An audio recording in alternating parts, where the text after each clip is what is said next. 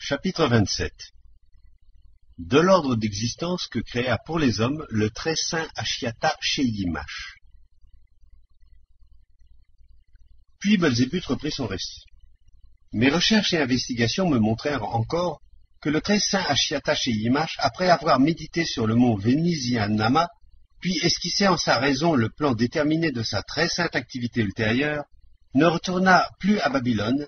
mais se rendit directement dans la ville de Julf-Papal, capitale d'un pays situé au centre du continent d'Asie et nommé autrefois Kurlandetch.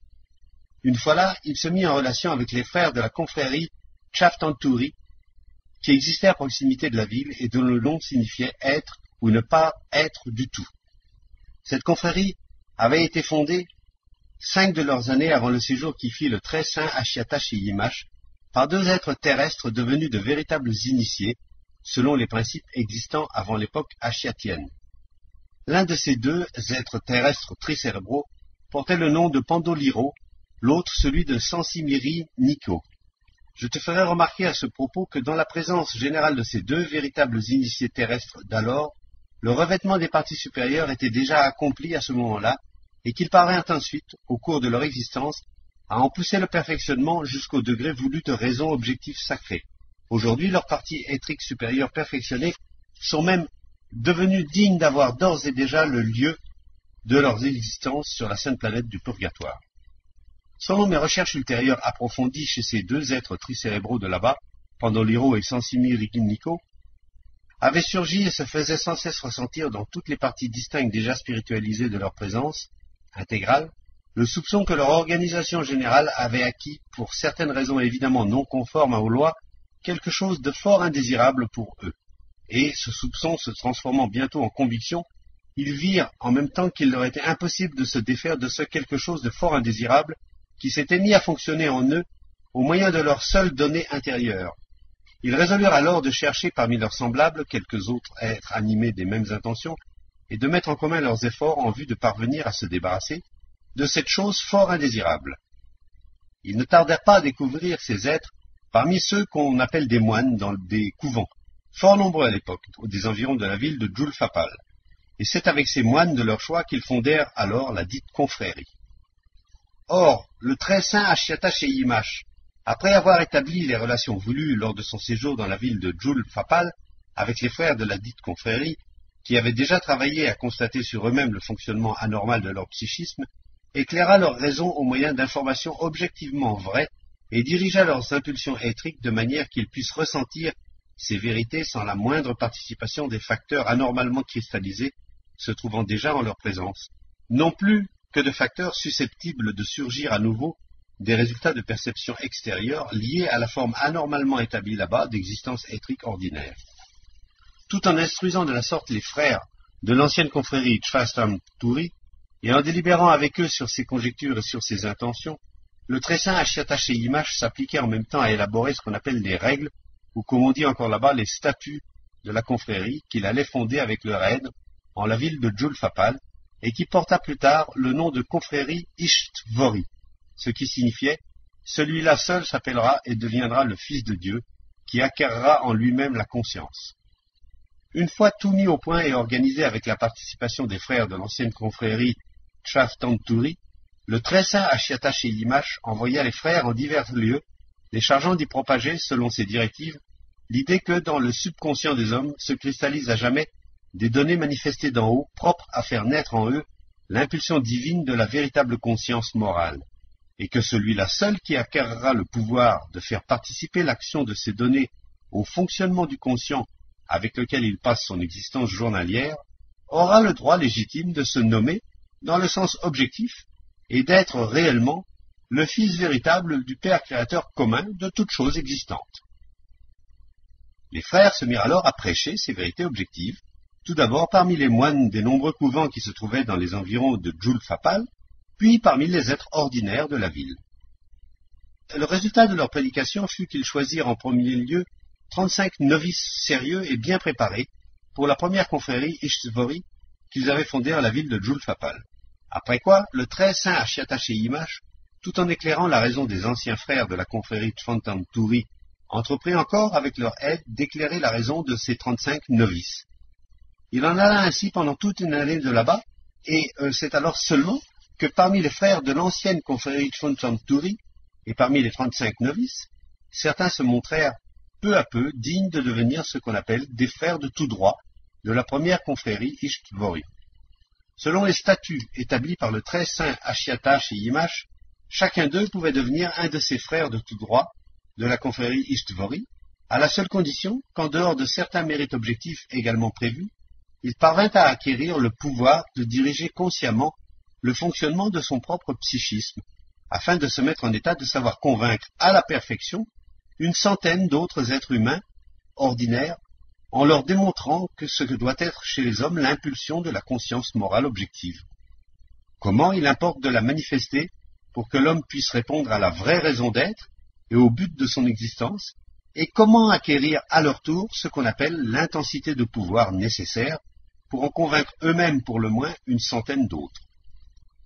Ceux qui se rendirent dignes de devenir des frères de tout droit de la confrérie Ishtvori reçurent alors, pour la première fois là-bas, le nom de grands prêtres.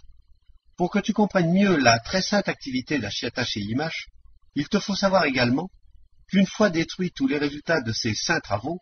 le mot de grand prêtre, de même que celui d'initié dont je t'ai déjà parlé, fut pris par tes favoris, comme il l'est encore de nos jours, dans deux sens absolument différents. Le premier, qui jadis était partout en usage, mais ne l'est plus aujourd'hui qu'en certaines contrées, et encore pour des groupes insignifiants et isolés, désigne ces professionnels que tout le monde appelle maintenant là-bas des ecclésiastiques ou des prêtres. L'autre sens de ce mot de grand prêtre s'appliquait et s'applique encore aujourd'hui à ceux des êtres de là-bas qui, par leur existence pieuse et les mérites des actions qu'ils ont accomplies pour le bien de leur entourage, se distinguent à tel point des êtres tricérébraux ordinaires que chaque fois qu'ils se les rappellent, surgit et s'effectue en leur présence le processus appelé gratitude. Dès le temps où le très saint Ashiata chez Yimash éclairait la raison des frères de l'ancienne confrérie Chantanturi et des 35 novices récemment agréés, se répandit parmi les êtres ordinaires de la ville de Julfapal et de ses environs cette idée vraie que la présence générale des êtres hommes renfermait toutes les données pour la manifestation de l'impulsion divine de conscience morale objective, mais que cette impulsion divine ne participait point à leur conscience générale, car elle en était empêchée par certaines manifestations qui, tout en leur apportant au moment présent diverses satisfactions, destinées à être payées beaucoup plus tard, ainsi que de nombreux avantages matériels, atrophiaient par contre graduellement les données déposées par la nature en leur présence en vue de provoquer chez les êtres de leur entourage, sans distinction de système de cerveau, l'impulsion objective d'amour divin.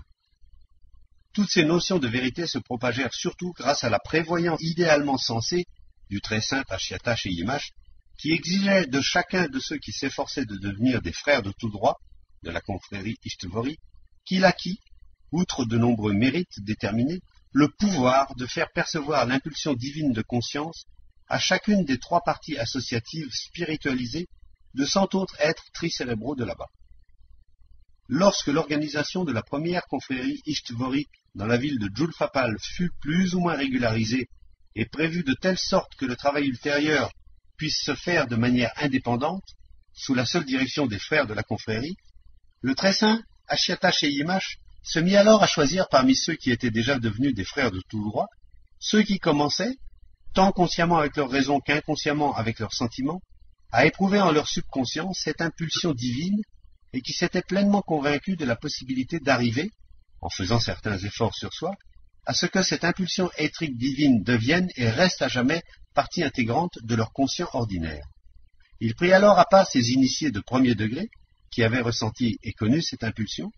et initia leur raison à des vérités objectives, restées jusqu'alors totalement ignorées des êtres tricérébraux de là-bas. Ces êtres initiés de premier degré, qu'il avait distingués des autres, reçurent alors pour la première fois le nom de grands initiés. C'est en ce temps-là, remarque-le bien,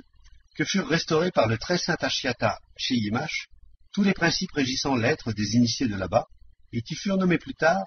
les restaurations ashiatiennes.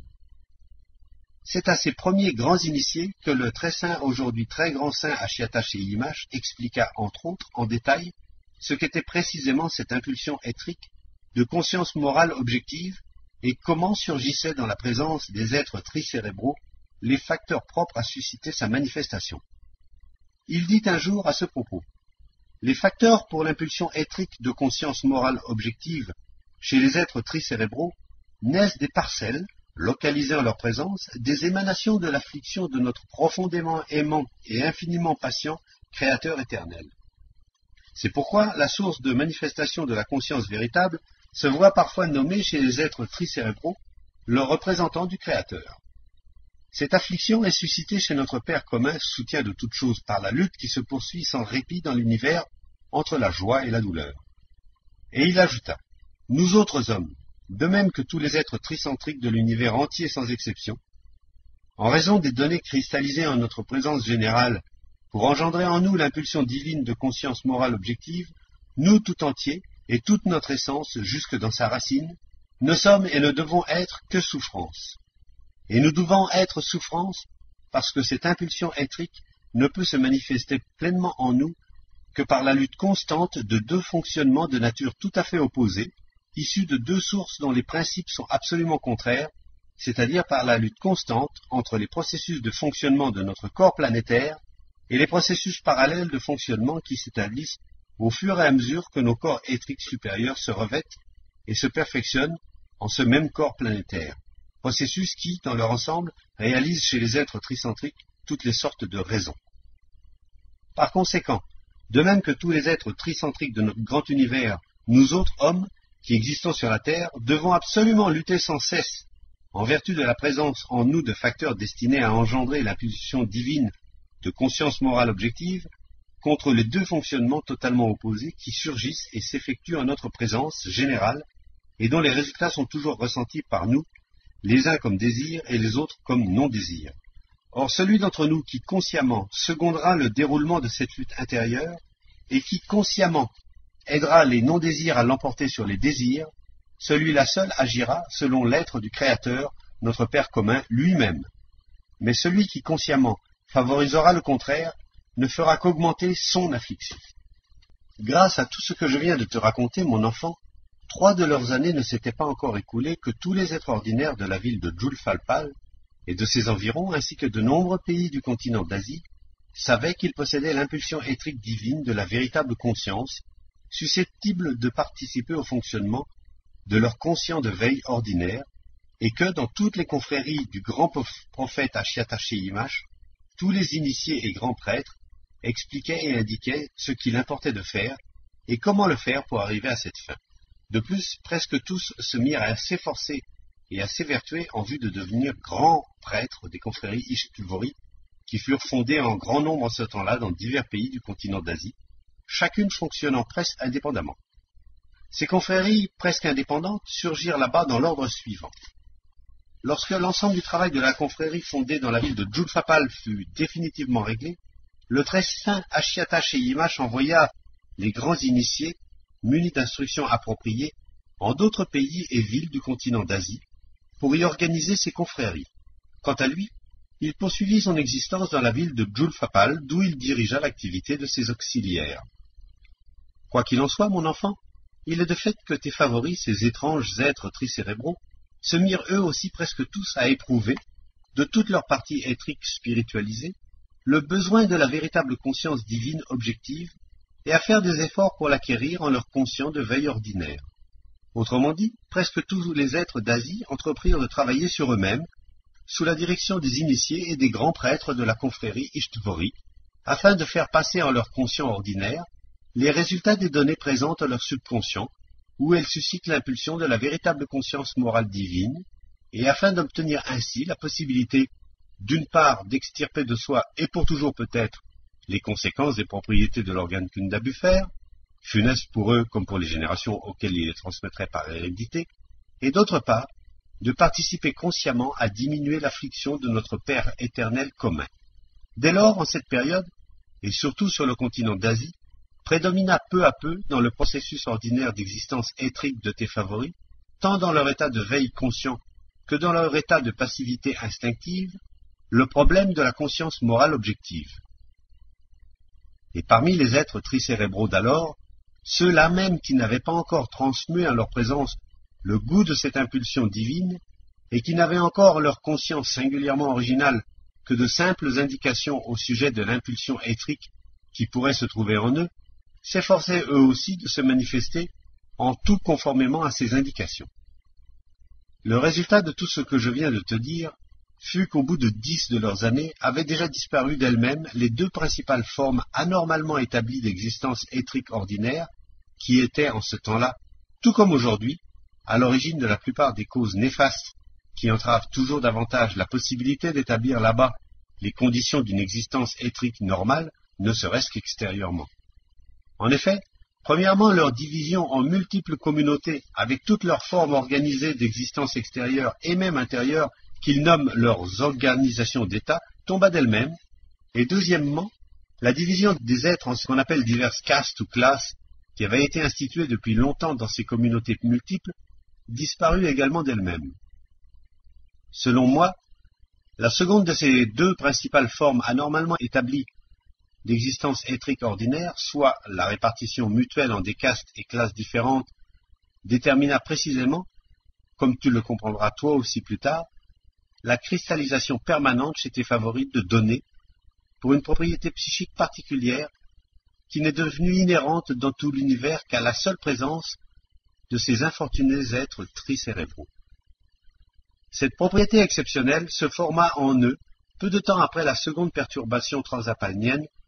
de là-bas. Se développant et se consolidant graduellement en eux, elle passa par hérédité de génération en génération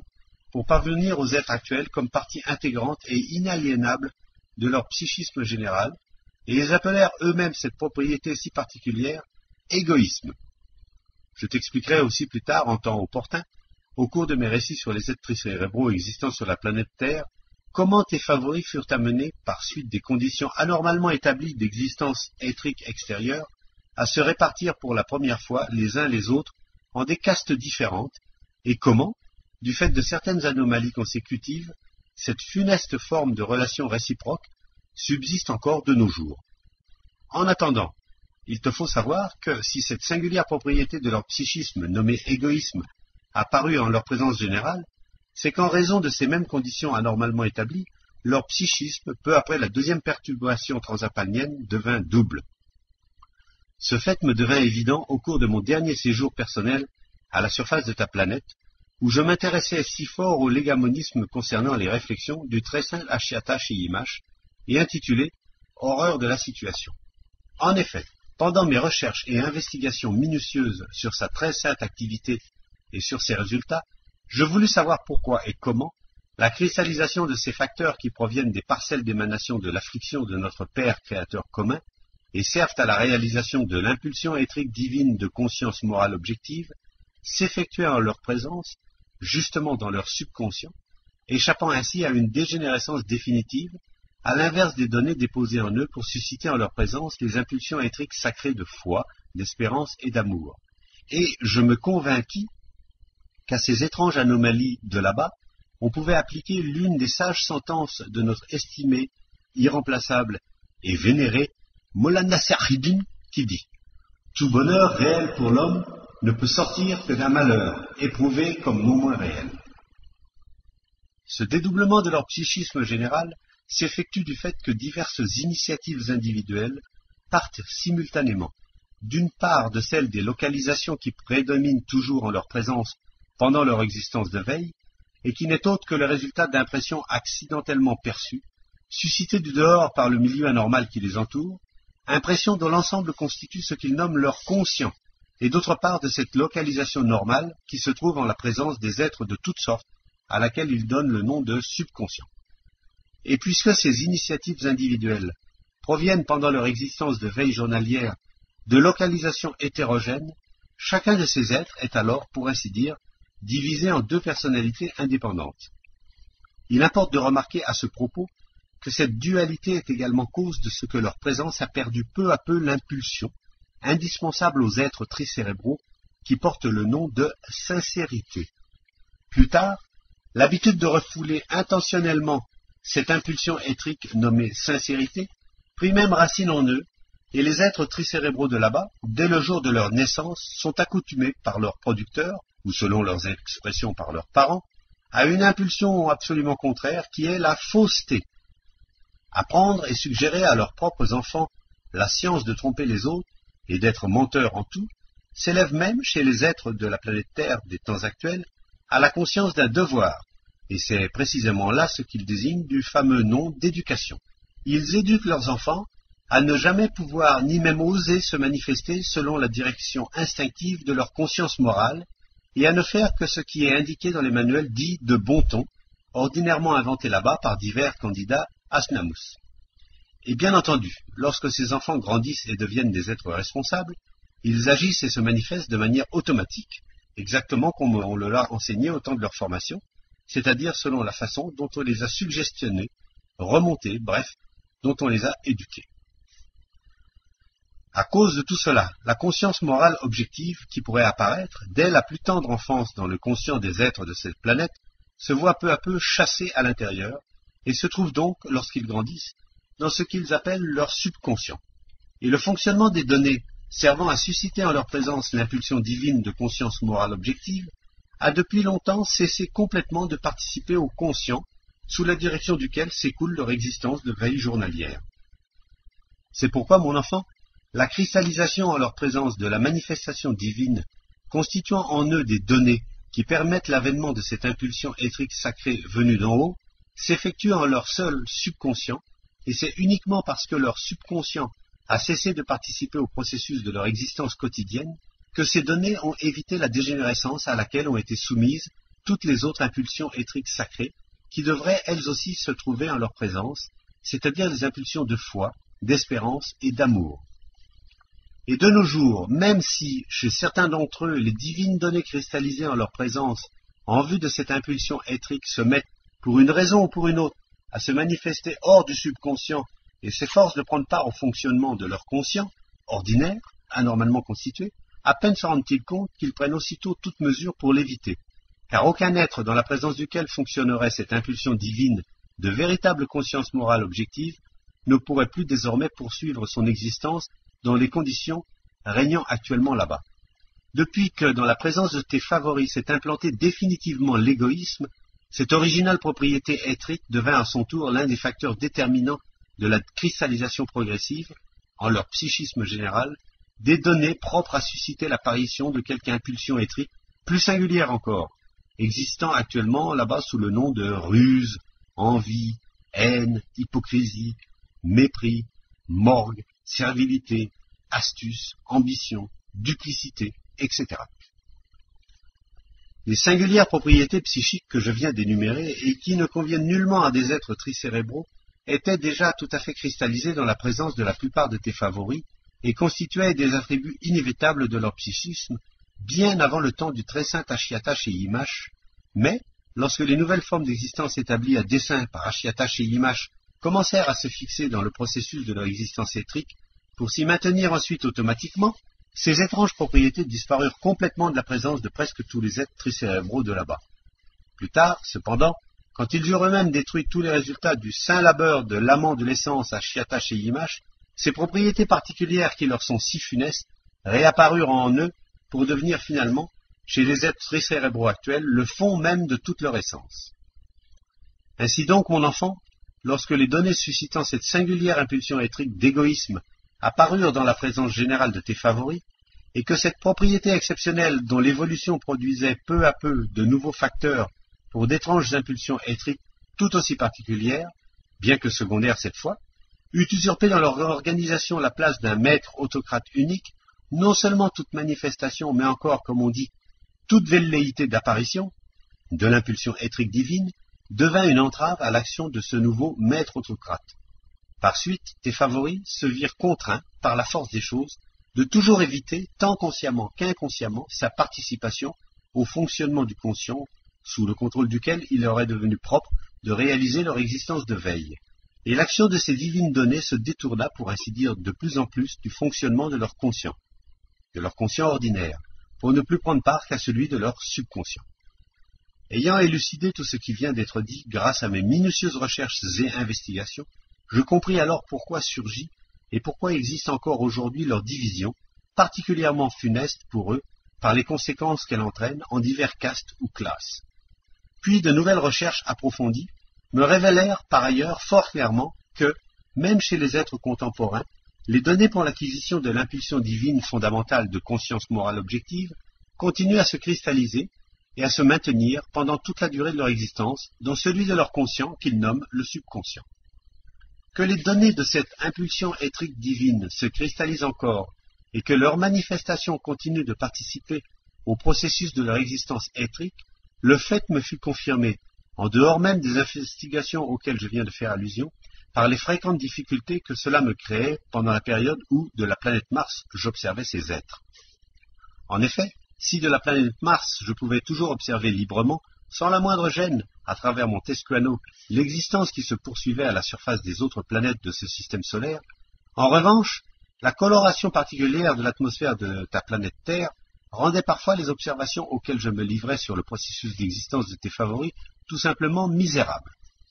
Cette coloration spéciale provenait, comme je le sus plus tard, de l'apparition dans la présence de cette atmosphère de nombreuses et fréquentes cristallisations irradiées par tes favoris lorsqu'ils sont en proie à l'impulsion intérieure particulière qu'ils nomment eux-mêmes remords de conscience. Et cela parce que, lorsqu'ils reçoivent un choc moral, les associations qui se font en eux à partir d'impressions antérieurement perçues, et qui consistent pour la plupart, comme je te l'ai déjà dit, en bivisées de toutes sortes, se modifient, s'apaisent et parfois même cessent entièrement pour un certain temps.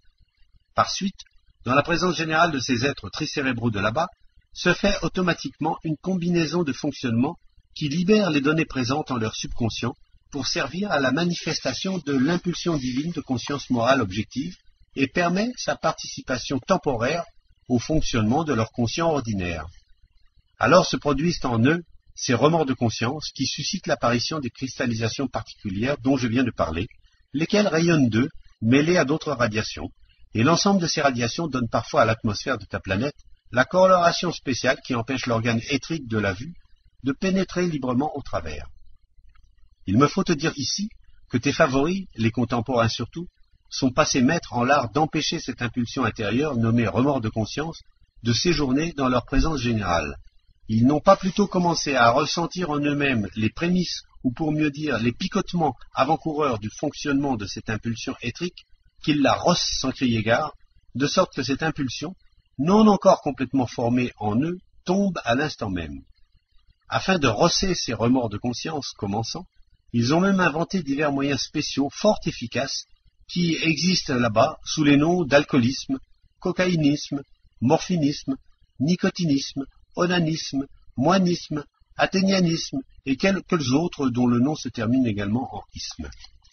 Je le répète, mon enfant, je t'expliquerai en temps voulu quels sont les résultats des conditions anormalement établies d'existence ordinaire qui devinrent des facteurs pour l'apparition et le maintien de leur division, si funestes pour eux en diverses castes. Je te donnerai certainement un jour des informations précises sur cette anomalie. Elles pourront te servir dans tes confrontations logiques ultérieures à mieux comprendre l'étrangeté du psychisme des êtres tricérébraux qui te plaisent. En attendant, pénètre-toi bien de ceci. Lorsque la propriété psychique particulière d'égoïsme se fut parachevée dans la présence générale de tes favoris, et qu'elle eût suscité, comme elle continue d'ailleurs à le faire, les diverses impulsions éthriques secondaires dont je t'ai parlé, et que, d'autre part, l'impulsion sacrée de conscience morale objective eût complètement cessé de prendre part à leur conscient de veille, les êtres tricérébraux qui apparurent et existèrent sur la planète Terre, avant comme après la très sainte activité d'Ashiata chez Yimash, s'efforcèrent toujours, pendant le processus de leur existence ordinaire, de se procurer le bien-être exclusivement pour eux-mêmes. Et comme en général il n'y a et il ne saurait y avoir sur aucune planète de notre grand univers une quantité suffisante de tout ce qui serait nécessaire pour assurer à chacun un bien-être extérieur égal, sans tenir compte de ce qu'on appelle les mérites objectifs, il s'ensuit que le bien-être des uns s'édifie toujours sur l'adversité des autres. Cette préoccupation de leur seul bien-être cristallisa peu à peu en leur psychisme des propriétés tout à fait particulières et sans précédent, telles que l'astuce, le mépris, la haine, la servilité, le mensonge, la flagornerie, etc., qui devinrent à leur tour des facteurs de manifestation indignes d'êtres tricérébraux, entraînant d'autre part la destruction graduelle de toutes les possibilités intérieures que leur avait conféré la nature de devenir des parcelles du grand tout raisonnable. Or, mon enfant, lorsque les résultats du saint labeur de l'amant de l'essence, Ashiata chez Yimash, fusionnèrent avec le processus de ce qu'ils appellent l'existence intérieure et extérieure, et que par suite, les données restées intactes en leur subconscient pour l'impulsion divine de conscience morale objective prirent progressivement part au fonctionnement de leur conscient de veille, l'existence étrique, tant du point de vue personnel que du point de vue de leurs relations réciproques, se déroula sur cette planète presque comme sur les autres planètes de notre grand univers,